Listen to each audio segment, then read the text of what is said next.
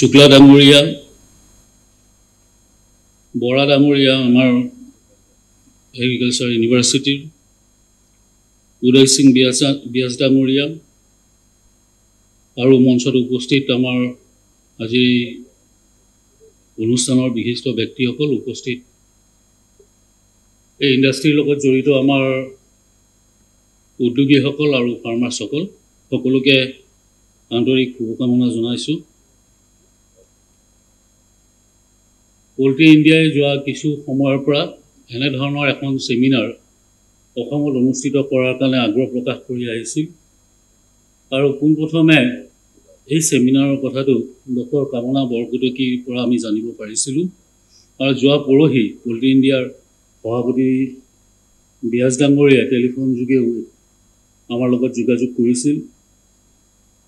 এনেধৰণৰ ছেমিনাৰৰ প্ৰয়োজন আছে, কাৰণ আমি যদি চাওঁ উত্তৰ পূৰ্বাঞ্চলৰ যি 7খন ৰাজ্য, এই 7খন ৰাজ্যৰ অসমেই হ'ল এই ইণ্ডাষ্ট্ৰীটোক আগবঢ়াই নিয়াৰ মূল খুঁটা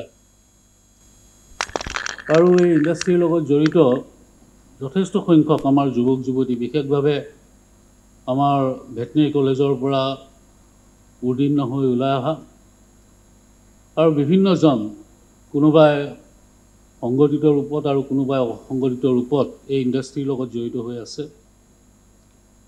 এখন বিশাল ক্ষেত্ৰ য'ত সম্ভাৱনা যথেষ্ট ভৰি আছে আৰু এই সম্ভাৱনাক বাস্তৱ ৰূপত আগবঢ়াই নিয়াটো আজিৰ সময়ৰ আহ্বান বুলি আমি সকলোৱে বিবেচনা কৰিব লাগিব।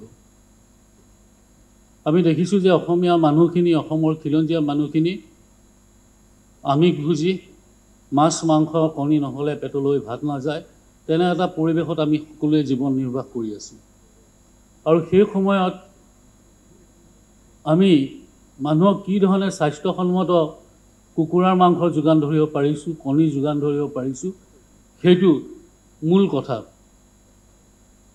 অপ্ৰিয় হ'লেও সত্য দুটামান কথা মই ক'ম আৰু সেইখিনি কথা কোৱাৰ প্ৰয়োজন এইকাৰণে অনুভৱ কৰিছোঁ যে মই নিজে যিহেতু চৰকাৰী এটা দায়িত্বত আছোঁ যোৱা 8টা বছৰে, এই 8 বছৰৰ অভিজ্ঞতাৰ ফালৰ পৰা মই চমুকেই দুটামান কথা ক'ব বিচাৰিছোঁ যে আজি অসমত যিসকলে হেচাৰী ইণ্ডাষ্ট্ৰীৰ লগত জড়িত, কুকুৰা ফাৰ্মিঙৰ লগত জড়িত, লেয়াৰৰ লগত জড়িত, সকলোৱে নিজাববীয়াকৈ নিজা নিজা প্ৰচেষ্টাত একোটা কাম তেওঁলোকে আগবঢ়াই আছে। ক'ৰবাত আমাৰ গভৰ্ণমেণ্টৰো ছাপোৰ্ট আছে আৰু আমাৰ চৰকাৰে, মাননীয় মুখ্যমন্ত্ৰী ডাঙৰীয়াই এই ইণ্ডাষ্ট্ৰীটোক আগবঢ়াই নিবৰ কাৰণে যোৱা প্ৰায় 2-3টা বছৰত অসমৰ কেইবাগৰাকীও এই ইণ্ডাষ্ট্ৰীৰ লগত জড়িত ব্যক্তিক অসম গৌৰৱ বঁটাৰে সন্মানিত কৰি এই ইণ্ডাষ্ট্ৰীটোৰ জৰিয়তে যাতে আমাৰ যুৱক যুৱতী আকৰ্ষিত হ'ব পাৰে তাৰ এটা ব্যৱস্থাও মুখ্যমন্ত্ৰী ডাঙৰীয়াই কৰিছে। আৰু মাননীয় মুখ্যমন্ত্ৰী ডাঙৰীয়াই মুখ্যমন্ত্ৰী ধ্বজাবাহী আঁচনি CM ফ্লেগশ্বিপ প্ৰগ্ৰামৰ জৰিয়তেও পল্ট্ৰি ইণ্ডাষ্ট্ৰীটোক আগবঢ়াই নিবৰ কাৰণে, নিবনুৱা যুৱক যুৱতীসকলক উদ্যোগী কৰিবৰ কাৰণেও ব্যৱস্থা গ্ৰহণ কৰিছে। ইমানখিনি কাম চৰকাৰৰ পৰ্যায়ত আগবাঢ়ি যোৱাৰ পিছত আমাৰ লক্ষ্যটো হ'ব লাগিব এতিয়া যে আমি যিসকলে ইণ্ডাষ্ট্ৰীটোৰ লগত জড়িত হৈ আছোঁ, সেইসকল আমি অকণমান ষ্টেটখনৰ ইণ্টাৰেষ্টত আমি কথাখিনি চিন্তা কৰিব লাগিব। আমি সদায় পশ্চিমবংগ, আমি সদায় হাৰিয়ানা, চণ্ডীগড় বা গুজৰাট, অন্যান্য ৰাজ্যৰ ওপৰত নিৰ্ভৰশীল হৈ থাকিম নে আমি নিজকে স্বাৱলম্বী কৰি উত্তৰ পূৰ্বাঞ্চলৰ যিখন বজাৰ, এই বজাৰখন দখলৰ কাৰণে আমি কাম কৰিম? এই যিটো লক্ষ্য, এই লক্ষ্যটো আমি নিৰ্ধাৰণ কৰিব লাগিব। আমি আমাৰ যিসকল কৃষক আছে, যিসকলে লেয়াৰ ফাৰ্মিঙৰ লগত জড়িত, হেচাৰীৰ লগত জড়িত বা অন্য ধৰণৰ ফাৰ্মিঙৰ লগত জড়িত হৈ আছে, তেওঁলোকক আমি বনুৱাৰ দৰে কাম কৰিম নে তেওঁলোকক আমি শ্ৰমৰ মৰ্যাদা দিম? সেই কথাটো আমি ঠিক কৰিব লাগিব। এই কথাখিনি ঠিক নোহোৱাকৈ এই ইণ্ডাষ্ট্ৰীটো আগবাঢ়ি যাব বুলি যদি আমি ভাবোঁ, তেতিয়াহ'লে ভুল কৰা হ'ব। কাৰণ ঘৰখনত জন্ম দিয়া মাক দেউতাকক যি ধৰণে আমি মৰ্যাদা আৰু সন্মান দিওঁ, ঠিক একেধৰণে এই ইণ্ডাষ্ট্ৰীটোৰ তৃণমূল পৰ্যায়ৰ গ্ৰাছৰুটৰ যিসকলে কাম কৰি আছে, সেই সকলোকো আমি একেধৰণৰ সন্মান আৰু মৰ্যাদা আমি দিব পাৰিব লাগিব। কাৰণ আমাৰ অসমৰ চৌপাশে বিভিন্ন স্থানত কোনোবা কোম্পানীৰ জৰিয়তে ইয়াত হেচাৰী স্থাপন কৰা হৈছে, কোনোবা কোম্পানীৰ জৰিয়তে ইয়াত অন্য ধৰণৰ ফাৰ্মিঙৰ ব্যৱস্থা কৰা হৈছে, নতুনকৈ কোনোবাই লেয়াৰৰ কথা চিন্তা কৰিছে, সকলো ঠিক আছে, সেইখিনি আমাৰ প্ৰয়োজন আছে ষ্টেটৰ ইণ্টাৰেষ্টত। কিন্তু তাৰ লগে লগে আমাৰ যিখিনি ফাৰ্মাৰ, যিখিনিয়ে নিম্ন পৰ্যায়ত কাম কৰি আছে, তেওঁলোকক কিন্তু আমি তেওঁলোকৰ যিটো শ্ৰমৰ মৰ্যাদা, এই শ্ৰমৰ মৰ্যাদা আমি দিব লাগিব। তাৰ লগে লগে মই আৰু এটা কথা মই ক'ব বিচাৰিম যে আমাৰ বহু হেচাৰী আছে বা বহু এনেকুৱা ধৰণৰ ফাৰ্ম আছে য'ত কিন্তু প্ৰয়োজনতকৈ বেছি এণ্টিবায়'টিক ইউজ কৰাটো সময়ে সময়ে এটা অভিযোগ আকাৰে কিন্তু উত্থাপিত হৈ আছে।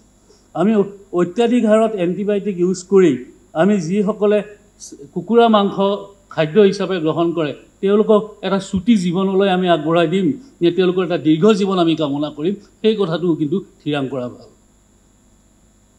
কাৰণ এইবিলাক টেকনিকেল কথা, এইবিলাক মোতকৈ আপোনালোকে বেছি ভালকৈ জানিব। মই সাধাৰণভাৱে গম পাই থকা কথাখিনিয়ে আপোনালোকৰ আগত উপস্থাপন কৰিছোঁ।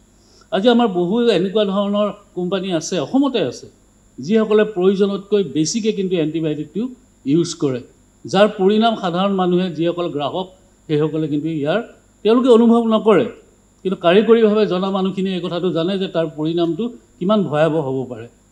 আৰু সেইকাৰণে এই কথাবোৰতো মই পল্ট্ৰি ইণ্ডিয়াক বিশেষভাৱে অনুৰোধ জনাম, ৰিকুৱেষ্ট কৰিম যে তেওঁলোক যিহেতু এটা ভাৰতবৰ্ষৰ এটা সংগঠন, সমগ্ৰ দেশৰে তেওঁলোকে এই ইণ্ডাষ্ট্ৰিটোৰ লগত জড়িত উদ্যোগীসকলক লৈ কৰা এটা সংগঠন, তেওঁলোকৰ এটা স্পষ্ট নীতি নিৰ্দেশনা বা গাইডলাইন থকা উচিত। নহ'লে যোনে যি ধৰণে ইচ্ছা সেই ধৰণে কথাটো আগবঢ়াই নিব। আৰু এই যিটো ইণ্ডাষ্ট্ৰি, এই ইণ্ডাষ্ট্ৰিটোৰ প্ৰতি কিন্তু এটা সময়ত যেতিয়া মানুহ সচেষ্ট হ'ব, মানুহে জানিব, তেতিয়া ইণ্ডাষ্ট্ৰিটোৰ প্ৰতি এটা ভাবুকি আহিব পাৰে। সেই ইণ্ডাষ্ট্ৰিটো ভালে থকা অৱস্থাত তাক এটা সঠিক পৰ্যায়েৰে আগবঢ়াই নিয়াটো মই সময়ৰ আহ্বান বুলি মই বিবেচনা কৰোঁ আৰু আপোনালোক সকলোকে সেইধৰণে ভাবিবলৈ অনুৰোধ জনাইছোঁ। তাৰ লগে লগে এইটো কথাও ঠিক যে আমি আমাৰ অসমত বিশেষকৈ পল্ট্ৰি ইণ্ডাষ্ট্ৰিৰ সংখ্যা আমি বঢ়াব লাগিব। চৰকাৰে যথেষ্টখিনি সহযোগিতা কৰিছে, মুখ্যমন্ত্ৰী ডাঙৰীয়াই যথেষ্ট উদাৰ মনেৰে এই ক্ষেত্ৰখনক আগবঢ়াই নিবলৈ তেখেতে এটা আহ্বান জনাইছে। আৰু এই সময়খিনিত আমি এই সুযোগটো আমি গ্ৰহণ কৰিব লাগিব। মই পল্ট্ৰি ইণ্ডিয়াৰ যিখন কমিটি, তেওঁলোক ভাৰতবৰ্ষৰ বিভিন্ন ৰাজ্যৰ বিভিন্ন প্ৰতিনিধিৰ দ্বাৰা গঠিত। কাৰো প্ৰতি মোৰ বিশেষ একো ক'বলগীয়া নাই, কিন্তু মোৰ প্ৰথম কথা তিনিটা।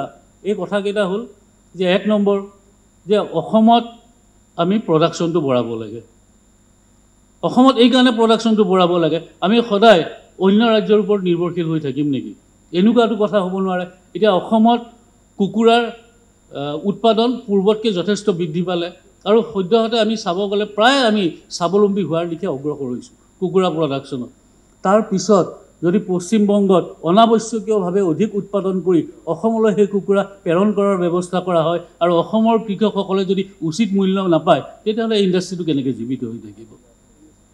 অসমৰ কুকুৰা পালকসকলক আমি সঠিক মূল্য পাব পৰা ব্যৱস্থাটো, পৰিৱেশটোতো আমি কৰি দিব লাগিব। এই অভিযোগটো আহে সময়ে সময়ে, আপোনালোকে নিশ্চয় বহুতে জানে যে এনেকুৱা কিছুমান সময় আহে যিটো সময় ৱেষ্ট বেংগলত যথেষ্ট হাৰত কুকুৰা প্ৰডাকশ্যন হয় আৰু সেই কুকুৰাবোৰ বেলেগলৈ পঠোৱাৰ কোনো ব্যৱস্থা নাই, চিধা ওচৰ হয় কাৰণে অসমলৈ পঠিয়াই দিয়াৰ ব্যৱস্থা কৰে। আৰু অসমত যিসকল কুকুৰা পালক বা কুকুৰা উৎপাদক থাকে, তেওঁলোকে উৎপাদন কৰা কুকুৰাৰ মূল্য বজাৰত তেওঁলোকে যি ধৰণে পাব লাগে সেই মূল্য তেওঁলোকে নাপায়। ফলত তেওঁলোকে এটা লোকচানৰ সন্মুখীন হয় আৰু এটা পৰ্যায়ত গৈ আমি কিছু কুকুৰা পালক এটা সময়ত আমি হেৰুৱাবলগীয়া হয়। এই গোটেই কথাবিলাকৰ পৰা আমি এই কথাটো ঠিক কৰিব লাগিব যে এটা সময়ত মোৰ কোনোবাই কৈছিলে, মোৰ মনত আছে যে এটা সময়ত ছিকিম ৰাজ্যখন এনেধৰণৰ আছিলে যে তাত আমাৰ নিচিনাকৈ বিভিন্ন ৰাজ্যৰ কুকুৰাই হওক, গাহৰিয়ে হওক, ছাগলীয়ে হওক, কণী, গাখীৰ ইত্যাদি বিভিন্ন ৰাজ্যৰ পৰা গৈছিল। এটা সময়ত ছিকিমে উপলব্ধি কৰিলে যে আমি আমাৰ নিজৰ প্ৰডাকশ্যনেৰে আমি আমাৰ ষ্টেটখন চলাম, বাহিৰৰ পৰা অহাটো আমি বন্ধ কৰি দিম। তেওঁলোকে এটা টাৰ্গেট ফিক্স কৰিলে আৰু সেই টাৰ্গেট মতে তেওঁলোক অগ্ৰসৰ হ'ল আৰু আজি ছিকিম এখন স্বাৱলম্বী ৰাজ্য হিচাপে এই ক্ষেত্ৰখনত তেওঁলোক প্ৰতিষ্ঠা হ'ব পাৰিছে। আমিও হয়তো ক'ৰবাত কেতিয়াবা কঠোৰ হোৱাৰ প্ৰয়োজন বা সময় আহি পৰিছে। কাৰণ আমাৰ সন্মুখত এখন বজাৰ আছে, উত্তৰ পূৰ্বাঞ্চলৰ বাকী 6খন ৰাজ্য বজাৰ আমি অসমে দখল কৰিব পৰা এটা সুবিধা আৰু পৰিৱেশ আমাৰ হাতত আছে। সেই সুবিধা আৰু পৰিৱেশটো আমি গ্ৰহণ কৰিম, আমি আন ৰাজ্যক আমাৰ ইয়াত ব্যৱসায় কৰিবলৈ এখন বজাৰ আমি মুকলি কৰি দিম চিৰদিনৰ কাৰণে, সেই কথাটো আমি সিদ্ধান্ত ল'ব লাগিব।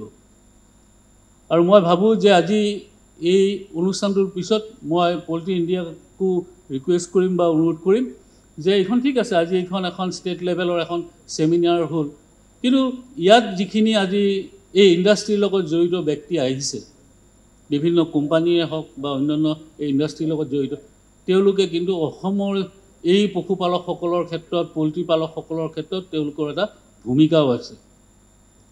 ভূমিকাটো এনেকুৱা ধৰণৰ যে এটা কেইবা কোটি টকাৰে মই এটা কোম্পানী ইয়াত ষ্টাৰ্ট কৰিলোঁ, মই ব্যৱসায় কৰি আছোঁ, লাভৰ মুখ মই দেখি আছোঁ, বানপানী আহিছে, কুকুৰা পালকৰ অৱস্থা নাই, গৰু ছাগলী গাহৰি পালকৰ অৱস্থা নাই, সেই সময়খিনিতো মোৰ কোম্পানীৰ ফালৰ পৰা মোৰ এটা দায়িত্ব আছে যে এই সময়খিনিত মই আমাৰ এই অসমৰ এই ফাৰ্মাৰ্ছসকলৰ কাষত থাকি মিনিমাম মোৰ ফালৰ পৰা যিখিনি হয় সেইখিনি সহযোগিতা কৰোঁ।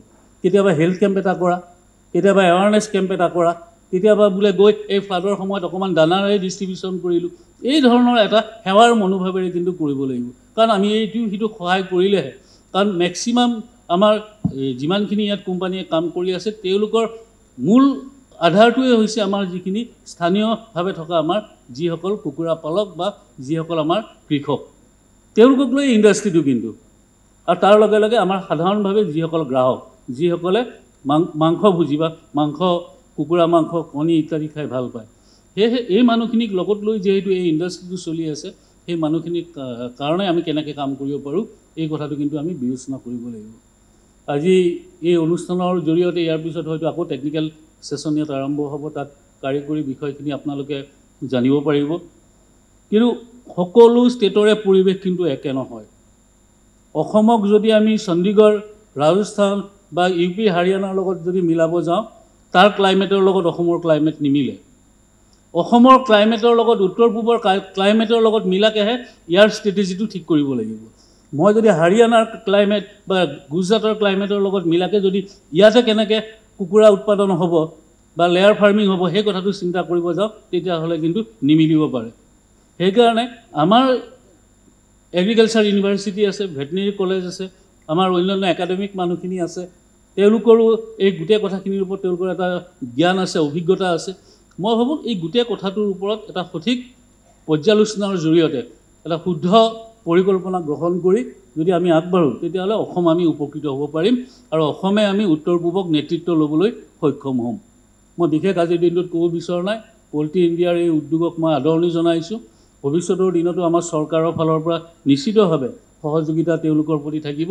কিন্তু মোৰ এইটোৱে কথা, এজন চৰকাৰৰ দায়িত্বপ্ৰাপ্ত মই এগৰাকী ব্যক্তি হিচাপে ষ্টেটৰ ইণ্টাৰেষ্টত মোৰ এইটোৱে কথা যে যোনে যি নকৰক, প্ৰথম আৰু প্ৰায়ৰিটিটো হ'ব লাগিব আমাৰ ষ্টেটৰ ইণ্টাৰেষ্ট। আমাৰ ষ্টেটৰ ইণ্টাৰেষ্টত যদি কোনোবাই কাম কৰে, ৱেলকাম, তাত একদম আপত্তি কৰিবলগীয়া মুক্ত হস্তে একেবাৰে দুই হাত মুকলি কৰি আমি আদৰণি জনাবলৈ প্ৰস্তুত হৈ আছোঁ। কিন্তু অকল মানে ব্যৱসায়িকজনিত কথাটোৰে কিন্তু সকলো কথা নহয়। ইয়াত আদান প্ৰদান, মৰম স্নেহ এইখিনি বস্তুও থাকিব লাগিব, কাৰণ ইণ্ডাষ্ট্ৰী এটাটো একেবাৰে সীমিত সীমাৰ ভিতৰত থকা বিষয় নহয়। ইণ্ডাষ্ট্ৰী এটা বহল পৰিসৰৰ বস্তু, ইয়াত বহু মানুহৰ ইনভলভমেণ্ট জড়িত হৈ থাকে, তেওঁলোকৰ যথেষ্টখিনি শ্ৰম ইয়াত জড়িত হৈ থাকে।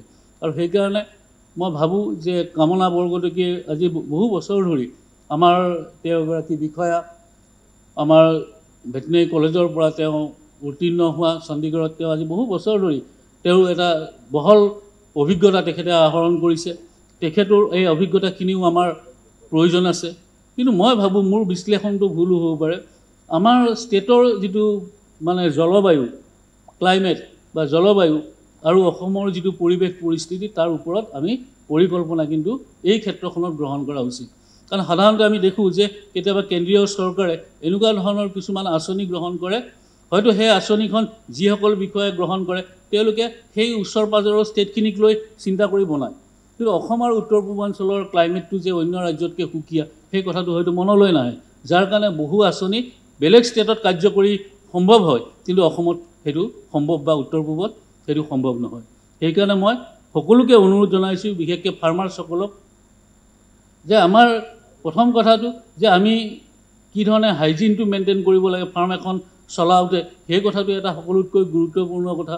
ঠিক অনুৰূপ ধৰণে আমি এটা ইণ্ডাষ্ট্ৰীৰ লগত, এটা কোম্পানীৰ লগত জড়িত হৈ আছোঁ, হয়, কিন্তু লাহে লাহে আমিও নিজাববীয়াকৈ তাক এটা নিজে ঘৰুৱাভাৱে এটা ইণ্ডাষ্ট্ৰীলৈ আগবঢ়াই নিব পাৰোঁ নেকি, সেই কথাটো আমি চিন্তা কৰিব পাৰোঁ। মই যে সদায় এটা কোম্পানীৰ আণ্ডাৰতে কাম কৰি থাকিব লাগিব তেনেকুৱা কথাওতো নহয়। ময়ো এজনী উদ্যোগী হ'ব পাৰোঁ, সফল উদ্যোগী হ'ব পাৰোঁ যদি মই চেষ্টা কৰোঁ। তাৰ কাৰণে চৰকাৰৰ সুবিধা আছে, চৰকাৰৰ বিভিন্ন আঁচনি আছে। এই আঁচনি আৰু সুবিধাখিনি মই ভাবোঁ যে আমাৰ ফাৰ্মাৰ্ছসকলে গ্ৰহণ কৰিব।